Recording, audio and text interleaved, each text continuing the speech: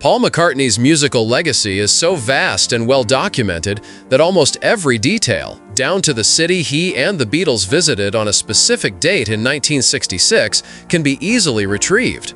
Yet not every story surrounding his career has gained widespread recognition.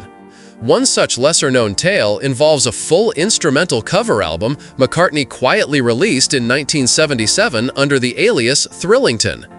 This record was a track-by-track reinterpretation of his 1971 solo album Ram.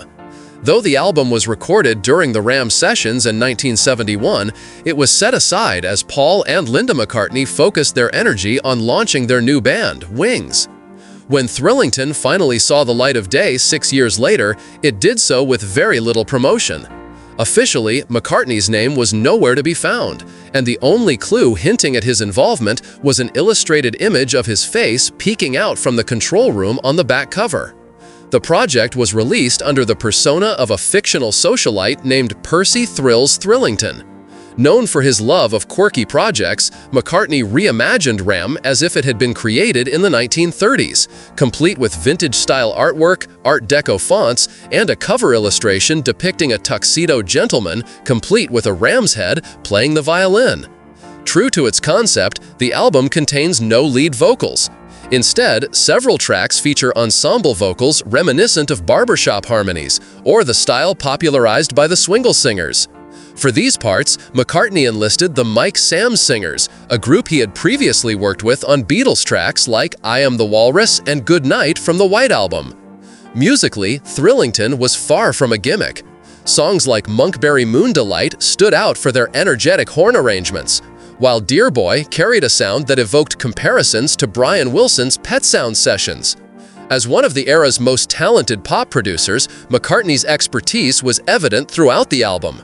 Though many fans suspected the album might be one of McCartney's disguised creations, it remained a mystery for over a decade. A Rolling Stone article from June 1977 covered the release, citing details from the press release that painted Percy Thrillington as a character born in 1939 who had spent time studying in Baton Rouge, Louisiana. The name itself raised eyebrows, and the article concluded with a reference to the mysterious image of McCartney on the album's back cover, hinting that the writer may have sensed the truth without directly stating it. Despite the clues, the album largely faded into obscurity until 1989, when journalist Peter Palmiere brought it up during a press conference in Los Angeles. McCartney responded enthusiastically, expressing amusement at the question and finally acknowledging that he and Linda had, in fact, been behind the project. He explained they had deliberately kept it a secret for years, but that the truth had now come to light. By design, Thrillington was not a commercial success, making original pressings a rare collector's item today. For casual vinyl hunters, it's possible to stumble across a copy by chance without recognizing its true value.